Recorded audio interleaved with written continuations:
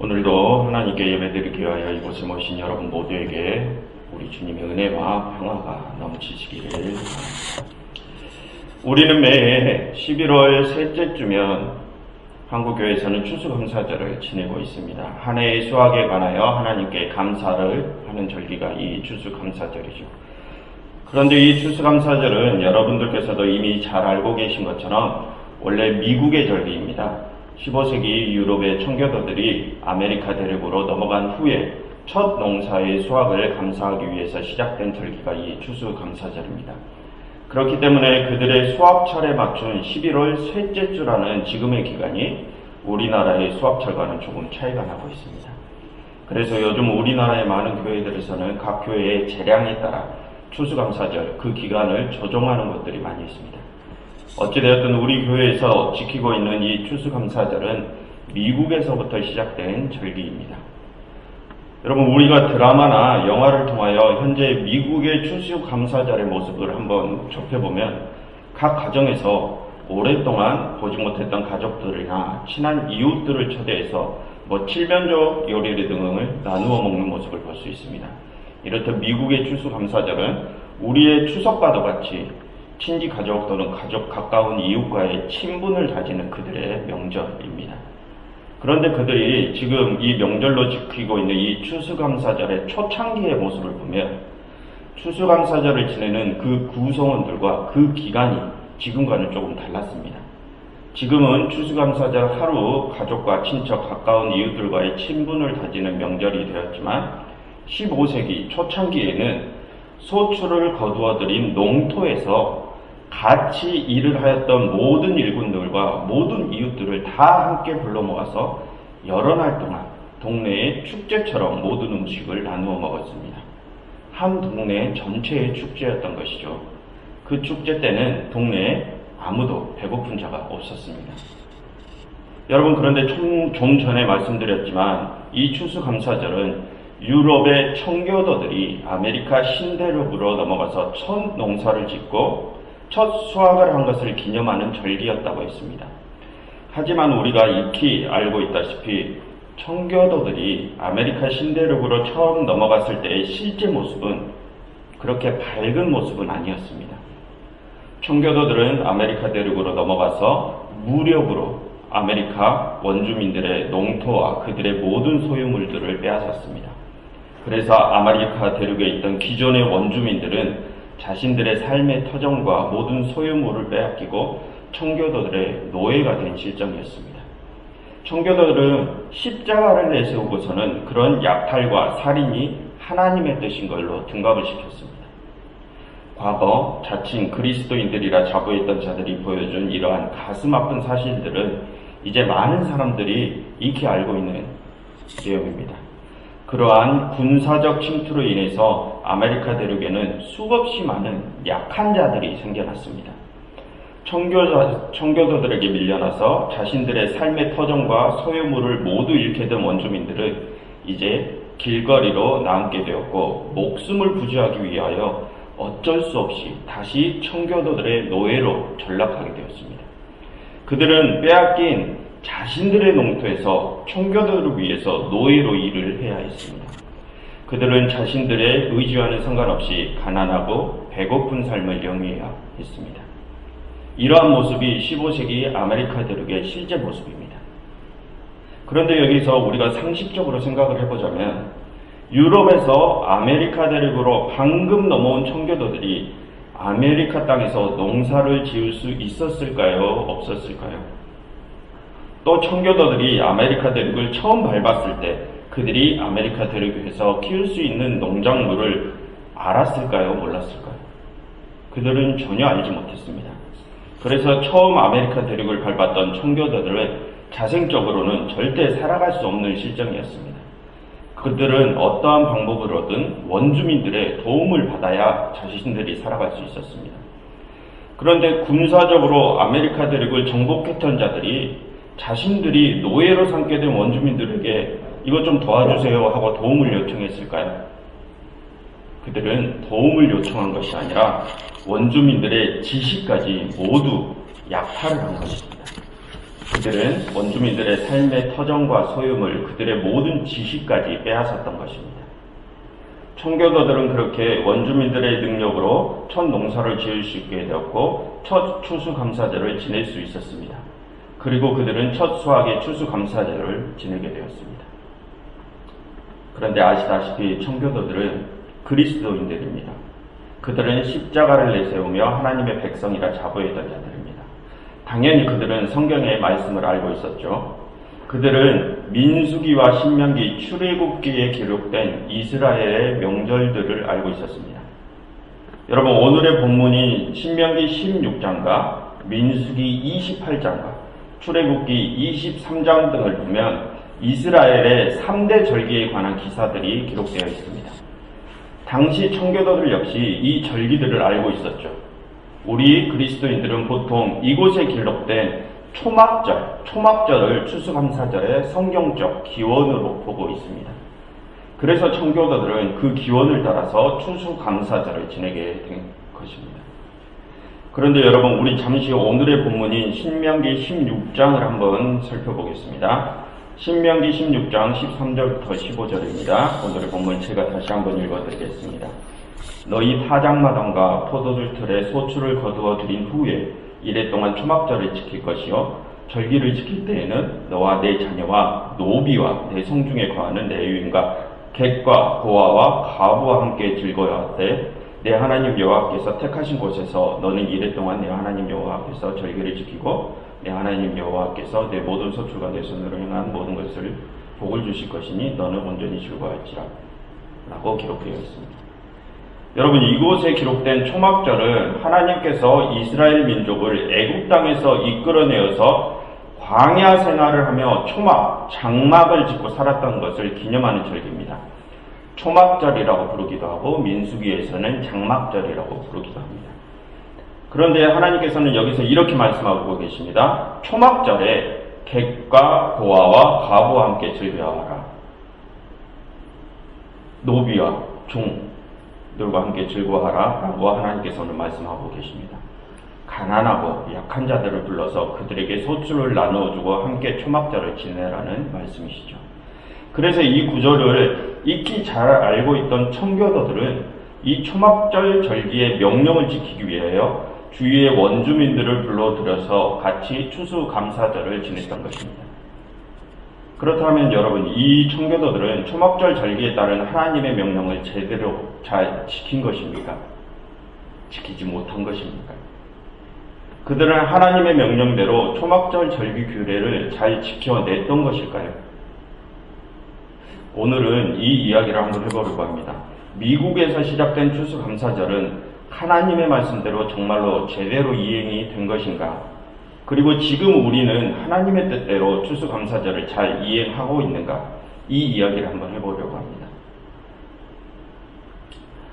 그리스도인이라 자칭하는 우리들이 헤매다 지내고 있는 추수감사절을 잘 지내고 있는지 오늘 함께 고민을 해보았으면 좋겠습니다. 어쨌든 여러분, 하나님께서는 이스라엘 사람들에게 광야에서 초막을 짓고 살았던 것을 기념하라고 하셨습니다.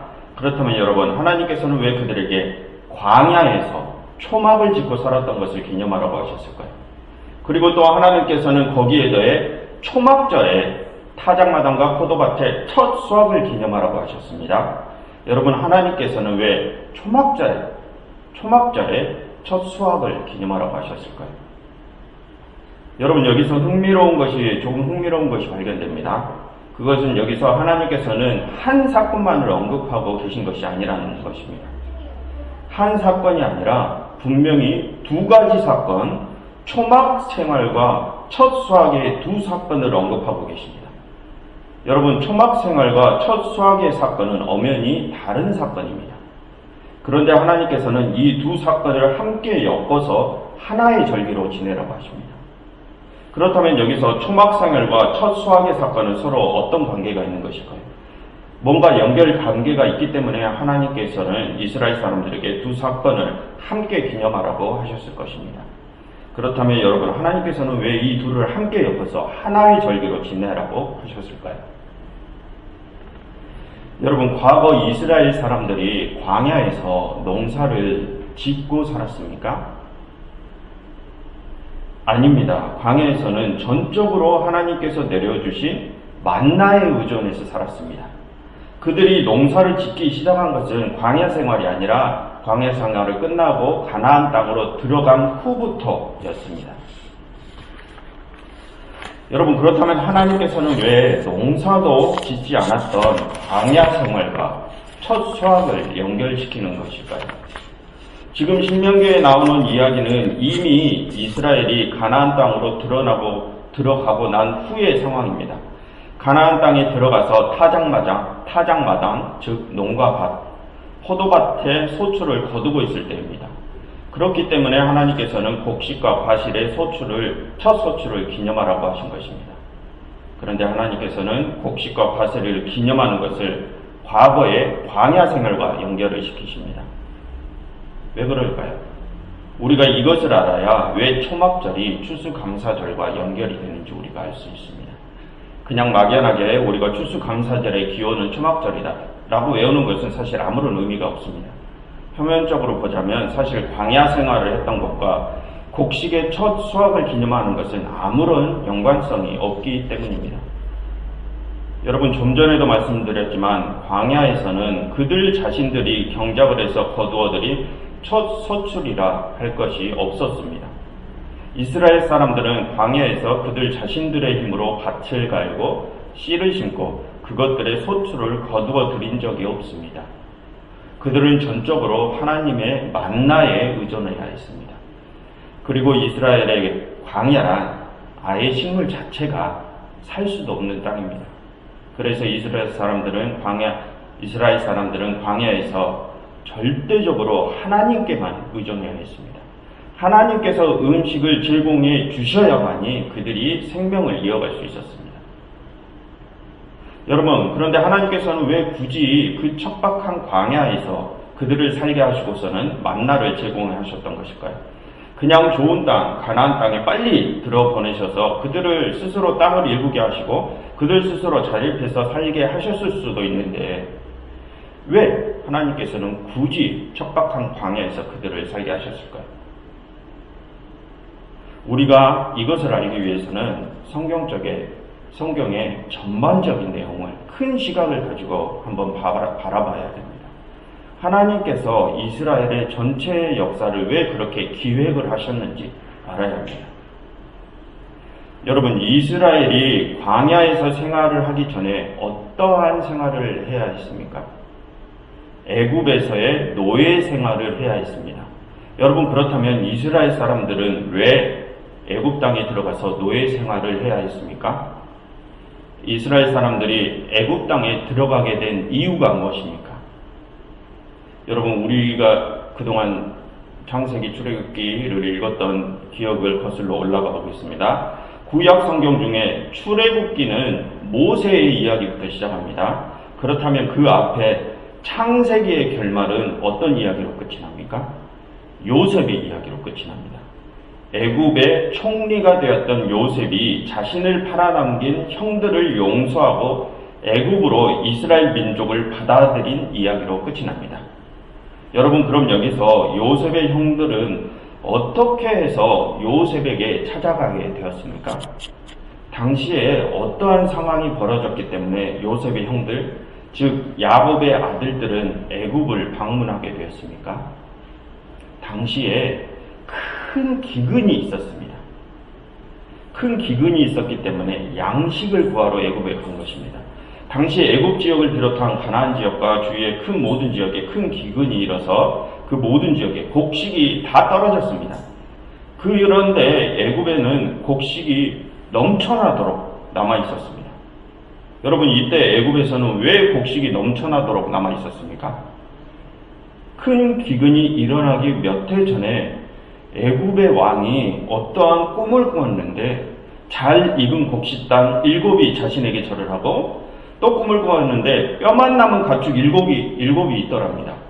그래서 그 꿈을 요셉이 해몽하기로 7년의 흉년과 7년의 기근이 있을 터이니 7년의 흉년에 곡식을 싸그리 사들여서 애굽의 곡식 창고에 쟁여놓으라고 했습니다. 그러면 후에 기근이 들 때 모든 나라가 찾아와서 곡식을 사갈 것이다 라고 해몽을 해주었죠. 그래서 애굽의 왕은 그렇게 했습니다. 그리고 애굽은 후에 절대적인 강대국이 되었죠. 죄송합니다. 그런데 사실 이 상황은 우리가 조금 냉정하게 생각을 해보면 풍년에 각 나라의 곡식을 매점매석해서 흉년에 그 매점매석한 곡물들을 독점으로 다른 나라에 팔아치우라는 것입니다. 사실 어찌 보면 이 상황은 매점매석과 독점 판매에 의한 불공정 거래입니다. 그래서 이때 애굽이 절대적인 부를 이룰 수 있게 된 것입니다. 어찌되었던 이러한 기근 때문에 야곱의 아들들이 애굽으로 곡식을 얻으러 간 상황이었습니다. 그런데 야곱의 아들들이 애굽으로 곡식을 사러 가서 보니 예전에 자신들이 팔아치운 동생 요셉이 애굽의 총리가 되어 있었고 애굽의 총리가 되어 있는 그 요셉의 도움으로 야곱의 아들들이 애굽으로 들어가게 된 것입니다. 이 사건으로 이스라엘이 애굽에 들어가게 된 것입니다. 여러분들께서도 이미 익히 잘 알고 계신 내용입니다. 여기까지는 좋았습니다. 그런데 상황이 바뀌게 되었습니다. 요셉의 때가 지나고 다른 왕이 애굽을 통치하기 시작했습니다. 그런데 이 왕은 악질입니다. 이전의 애굽은 매점매석으로 주위의 모든 나라 곡식을 독점하였고 절대적인 힘과 부를 가지게 된 상황입니다. 이제는 주위 나라들이 곡식을 얻기 위해서는 오직 애굽의 모든 것을 바쳐야 하는 상황입니다. 이때 이 악질의 왕은 이 상황을 절대 가만두지 않습니다. 이 상황을 더욱 악용하여서 애굽의 시민들과 주위 나라 사람들을 노예로 같이 삼게 됩니다. 여러분, 우리가 기억을 떠올려 보자면 이전에 애굽이 다른 나라 사람들에게 곡식을 바꾸어 줄 때 어떠한 것들을 바꿔 곡식을 내주었습니까? 가축을 비롯한 집안에 돈 되는 모든 것들을 다 팔아서 곡식으로 바꾸어 주었습니다. 여러분, 그렇게 한 해, 두 해 지내다 보면 어떤 상황이 펼쳐질까요? 집안에 더 이상 곡식을 바꿀 아무런 물건도 가축도 남아 있지 않게 되겠죠. 그럼 그 뒤에는 어떻게 해야 애굽에서 제공하는 곡식을 얻을 수 있었을까요? 애굽의 노예가 되는 것입니다. 애굽의 노예가 돼서 애굽의 일을 해주어야 곡식을 얻을 수가 있었습니다. 그런데 그렇게 해서 이스라엘이 애굽의 노예가 되었던 것입니다. 그런데 이 악질왕은 이 상황을 더욱 악용했죠. 그래서 애굽에 있던 노예들의 신음은 더욱더 커져갔습니다. 그런데 목숨을 부지하려면 정말 힘들어도 애굽에 붙어 있을 수밖에 없었습니다. 애굽밖에는 식량이 없기 때문입니다. 그래서 계속해서 악순환이 일어나고 노예들의 신음은 더욱 커져갔습니다. 그런데 그 신음을 하나님께서 들으셨습니다. 그리고 하나님께서는 자신의 백성들을 구원하시기로 작정하셨습니다. 하나님께서는 애굽에서 자신들의 백성들을 탈출시키셨고 광야로 부르셨습니다. 이 이야기가 출애굽기 이야기입니다. 여러분, 그런데 여기서 정말 큰 문제가 하나 생깁니다. 여러분, 지금은 어떠한 상황입니까? 애굽이 아니면 식량을 구할 때가 전무한 상태입니다. 그런데 지금 하나님께서는 이스라엘을 출애굽시키셨습니다. 여러분, 그렇다면 이 이스라엘은 어디서 식량을 구해야 할까요? 식량을 구할 데가 없습니다. 지금 이스라엘은 정말 큰 시련에 맞닥뜨린 것입니다. 여러분, 우리는 흔히 이러한 배경들을 알지 못하고 그저 이스라엘 백성들이 광야에서 하나님을 배역했던 것에만 초점을 맞춰서 그들을 정죄하기도 합니다. 그런데 그 뒷배경을 자세히 살펴보면 일반인인 우리로서는 절대 감당할 수 없는 그러한 상황이 깔려 있습니다. 여러분, 만약 내가 아이를 키우고 있거나 중한 병이 걸렸는데 아이에게 먹일 당장의 식량이 없고 병을 이겨내기 위한 당장의 양식이 없다면 그 상황에서 우리는 어떠한 선택을 해야 될까요? 다시 중한 노역을 해서라도 아이를 위해서, 병 고침을 위해서 다시 애굽으로 돌아가 눈물겨운 양식을 얻어야 되지 않을까요? 이게 일반적인 사람들의 사고방식 아닙니까? 만약 이러한 배경을 다 알았다면 우리는 그들을 그렇게까지 정죄하지는 못했을 것입니다. 어쨌든 지금 이스라엘은 이전에는 새로운 시련을 맞닥뜨린 것입니다.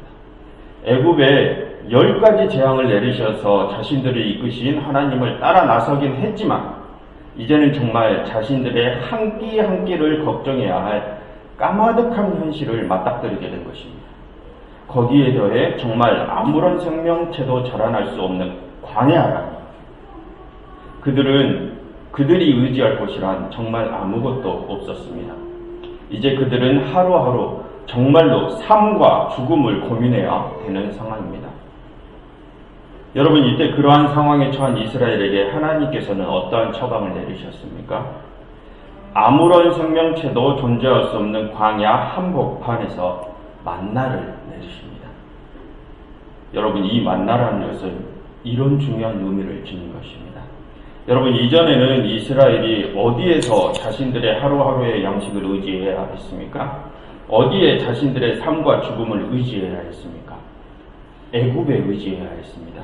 그런데 지금은 이제 어디에 양식을 의지하게 되었습니까? 어디에 자신들의 삶과 죽음을 의지하게 되었습니까? 전적으로 하나님께 의지하게 되었습니다. 여러분, 만나라는 것은 이런 큰 의미를 지닌 것입니다. 여러분, 이전에 애굽은 어떠한 사회적 구조를 가지고 있었습니까? 모든 곡식을 매점매석해서 독점으로 판매를 했습니다. 이러한 구조에서는 결국 애굽의 배만 계속 불러지고 다른 모든 나라는 점점 가난해지게 되어 있습니다. 이 불공정 매매에 의한 빈익분 부익부 현상이 이집트, 애굽의 불평등한 사회적 구조입니다. 가진 자는 계속해서 더 갖게 되고 가난한 자는 더욱 가난해지는 세상. 가진 자 소수들만이 대부분의 갖지 못한 자들의 머리 위에 앉아서 그들만 호의호식을 누리는 불평등한 세상. 이러한 세상이 바로 이집트 제국 애굽이었습니다. 하나님께서는 그런 불평등한 사회적 구조를 가진 폐역한 세상에서 자신들의 백성을 구출하셨던 것입니다. 그런데 여러분, 지금 광야의 생활은 어떻습니까? 광야에서 만나는 어떠한 모습으로 내려주고 있습니까? 여러분, 하나님께서는 이스라엘 사람들에게 만나를 어떻게 거두어 드리라고 하셨습니까? 모두 각자가 정해진 양만큼만 거두어 드리라고 하셨습니다. 그 정해진 양은 이스라엘의 구성원 모두에게 전부 다 동일한 양이었습니다. 만약 자기에게 정해진 양보다 더한 것을 거두었다가는 목숨을 잃게 되었습니다. 여러분, 이게 어떤 의미입니까? 광야 생활, 즉 하나님께서 이끄시는 생활은 평등한 세상이라는 것입니다. 너희가 예전에는 불평등한 세상 애굽에 있었다면 이제는 평등한 세상, 바로 하나님의 세상이 살고 있다는 뜻입니다. 그런데 그 평등한 세상은 사람에 대한 그 어떤 의지도 허락이 되지 않은 세상입니다. 아무것도 의지할 수 없는 광야, 바로 오직 하나님에게만 의지해야 살아갈 수 있는 평등한 세상이 바로 광야입니다. 그 하나님의 세상 광야에서 오직 하나님께만 의지해야 평등의 양식인 만나를 먹을 수 있는 것입니다. 여러분, 이것이 광야의 진짜 의미이고 만나의 진정한 의미입니다. 오직 하나님께만 의지해야 하는 곳 광야, 그곳에서 하나님의 섭리로만 얻을 수 있는 음식, 만나, 바로 평등입니다. 하나님께서 우리에게 주시는 음식에는 바로 이 평등이 깃들어 있는 것입니다. 여러분, 그럼 이제 다시 오늘의 본문을 살펴보도록 하겠습니다. 신명기 16장입니다. 여러분, 신명기 16장에는 이스라엘의 3대 절기가 기록되어 있습니다. 유월절, 칠칠절, 초막절. 여러분, 16장 1절을 함께 보시겠습니다. 16장 1절입니다. 하나님께서는 이스라엘 백성들에게 유월절을 지내라고 하셨습니다. 그 이유가 무엇입니까? 16장 1절, 아비브월을 지켜 내 하나님 여호와께 유월절을 행하라. 이는 아비월에 내 하나님 여호와께서 밤에 너를 애굽에서 인도하여 내셨습니다. 하나님께서 이스라엘을 불평등의 세상에서 평등의 세상으로 탈출시키셨습니다. 그러니 그것을 기념하는 절기를 지내라고 하십니다. 그리고 다음 7절을 보겠습니다. 16장 9절부터 12절입니다. 7주를 셀지니 곡식에 낫을 때는 첫날부터 7주를 세어 내 하나님 여호와 앞에 7절을 지키되 내 하나님 여호와께서 내게 복을 주신 대로 내 힘을 헤아려 자원하는 예물을 드리고 너와 내 자녀와 노비와 내 성중에 있는 레위인과 너희 중에 있는 객과 고아와 과부와 함께 내 하나님 여호와께서 자신의 이름을 두시려고 택하신 곳에 내 하나님 앞에서 즐거워할지니라. 너는 애굽에서 종되었던 것을 기억하고 이 규례를 지켜 행할지니라. 여러분, 이 7절이 무슨 절기입니까? 곡식의 첫 이삭을 거둔 것을 기념하는 절기입니다. 하나님께서 내려주신 양식의 첫 이삭을 거두며 그것을 기념하는 절기입니다. 그런데 하나님께서 주신 양식의 첫 이삭을 거두면 하나님께서 어떻게 하라고 말씀하십니까? 11절 다시 보시겠습니다. 너와 내 자녀와 노비와 내 성중에 있는 레위인과 및 너희 중에 있는 객과 고아와 과부와 함께 내 하나님 여호와께서 자신의 이름을 두시려고 택하신 곳에서 내 하나님 여호와 앞에서 즐거워할지라. 하나님께서 그들에게 주신 양식의 첫 이삭을 거두면 가난하고 소외된 자, 모든 약한 자들과 함께 나누라는 것입니다. 하나님의 양식을 거두기 시작했으니 하나님의 양식을 받은 너희들은 이제 평등한 세상을 이루라는 것입니다. 여러분, 좀 전에 하나님께서 제공해 주신 양식에는 어떠한 것이 깃들여 있다고 하였습니까? 하나님께서 제공해 주신 양식에는 평등이 깃들여 있다고 하였습니다. 그러니 그 평등이 들어있는 하나님의 양식을 받은 너희들은 이제 그 평등의 양식을 먹고 평등한 세상을 이루라는 뜻입니다. 다음 오늘의 추수감사절과 연관이 된 초막절을 살펴보겠습니다. 13절과 14절입니다. 너희 타작마당과 포도주 틀의 소출을 거두어 드린 후에 2일 동안 초막절을 지킬 것이요. 14절 절기를 지킬 때에는 너와 내 자녀와 노비와 내 성중에 거주하는 레위인과 객과 고아와 함께 즐거워하라. 또 똑같은 말씀이십니다. 하나님께서 너희에게 주신 평등이 깃든 양식을 거두어 드린 날에는 너희와 함께 거하는 모든 약한 자들에게 그 모든 것들을 평등하게 나누어 주어라. 이 말씀이십니다. 여러분, 이게 진짜 추수감사절의 의미입니다.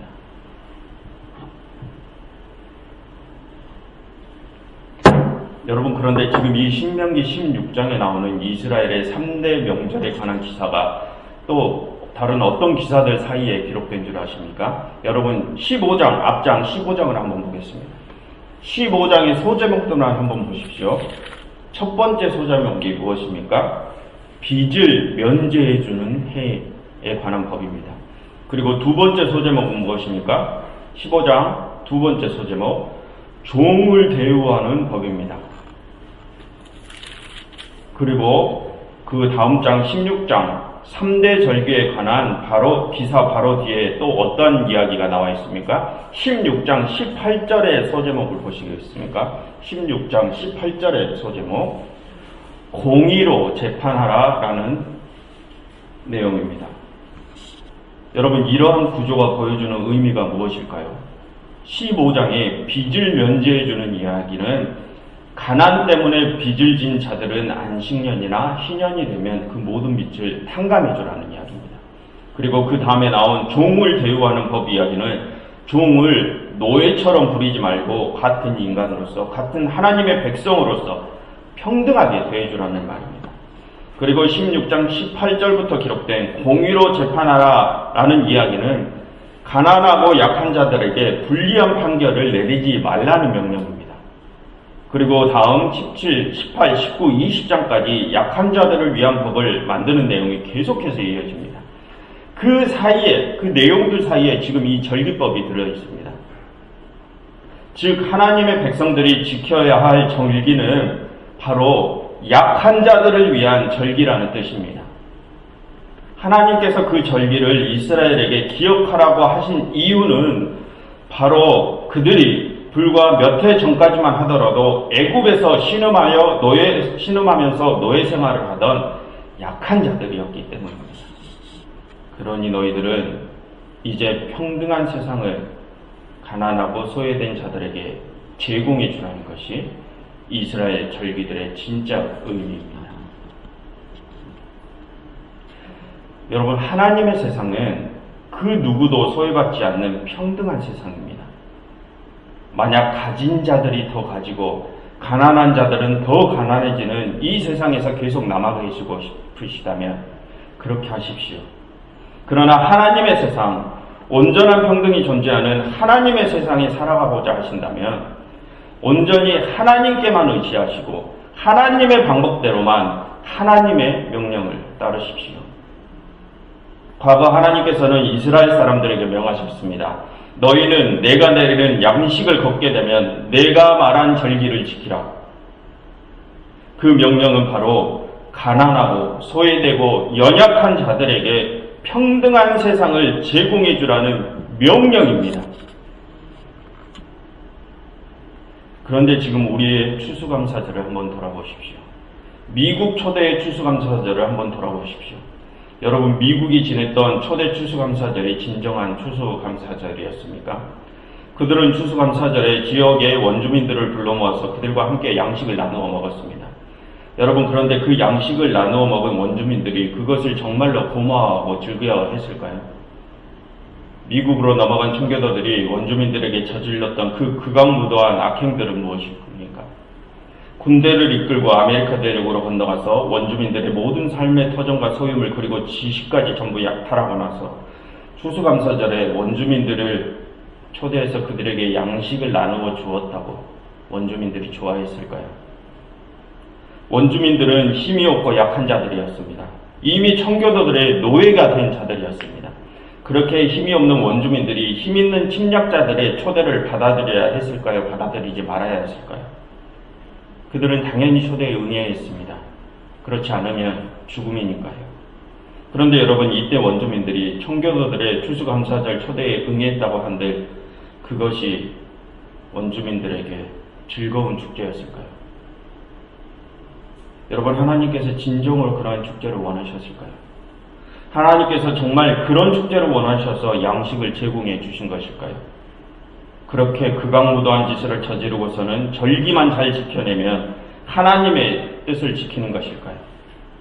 과거 청교도들은 명목적인 요식행위에 불과한 추수감사절을 지켜야 했던 것이 아니라 자신들이 약탈해 갔던 것들을 원주민들에게 다시 돌려줘야 했었던 것 아닌가요?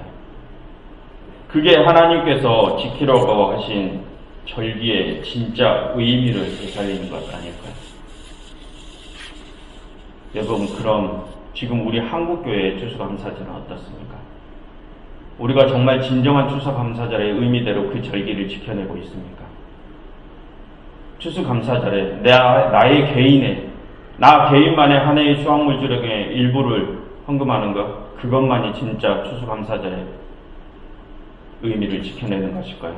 정말 그렇게 내가 한 해의 수입의 일부를 하나님 앞에 내어놓는 것만이 하나님의 마음을 진짜 헤아리는 것일까요? 하나님께서 원하시는 것은 추수감사절에 한 해 수입의 몇 분의 몇을 나에게 가져다 바쳐라. 그럼 내가 너에게 다음 해에 더한 물질을 제공해 주겠다. 이것이 아니라 하나님께서 원하시는 것은 지금 당장 너희의 가난하고 소외되고 약한 이웃에게 다가가서 그들에게 평등한 세상을 제공해 주어라. 이것을 하나님께서는 원하시는 것입니다. 여러분, 어쩌면 하나님께서는 지금 이 추수감사절에 이 말씀을 우리에게 하고 싶으신지도 모릅니다. 나 여호와 하나님은 가난하고 약하고 소외된 자들의 하나님이다. 있는 자는 계속 강해지고 강한 자는 계속 약해지는 그런 불평등한 세상은 나의 세상이 아니다. 나의 세상은 그 어느 누구도 소외받지 않는 평등만이 존재하는 세상이다. 나는 고통 중에 있는 자들의 신음을 듣는 하나님이요, 나는 그 고통 중에 있는 자들과 언제나 함께하는 하나님이다. 만약 내 백성이 아무데도 의지할 곳이 없는 척박한 광야에 있다면 나는 그 광야에서 그들과 함께할 것이요, 만약 내 백성이 지금 애굽에서 처절한 고통을 당하고 있다면 나는 그 백성과 함께 그 애굽에서 나도 그들과 같이 고통을 당할 것이다. 나는 힘이 없고 약하고 소외된 너희들과 지금 함께 고통을 당하고 있는 너희의 하나님이다. 라고 하나님은 말씀하고 싶으신지도 모릅니다.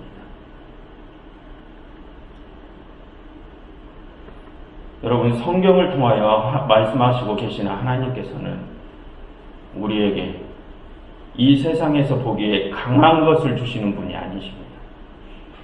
성경을 통하여 말씀하고 계시는 하나님은 지금 우리의 약함과 힘듦과 고통을 같이 겪고 계시는 하나님이십니다.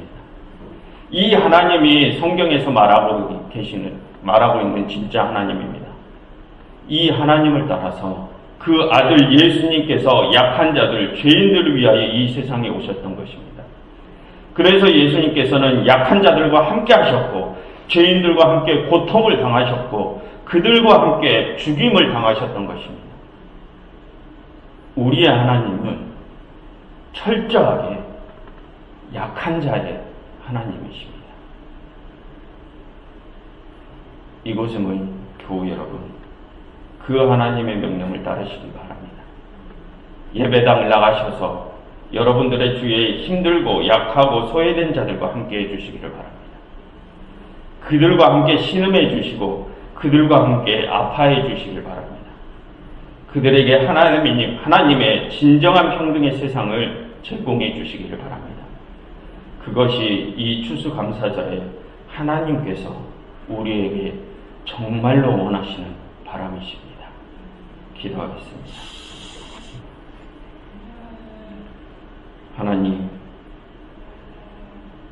하나님께서는 저희의 아픔과 슬픔을 같이 하시는 하나님이십니다. 하나님의 자녀라 자칭하는 저희 또한 그 하나님의 뜻을 진심으로 받아들이고 따를 수 있는 자들이 되게 하옵소서. 하나님 나라의 진정한 평등이 온 세상에 하루빨리 이루어지기를 바랍니다. 하나님 속히 그 세상을 이루시옵소서. 예수 그리스도의 이름으로 기도드렸습니다.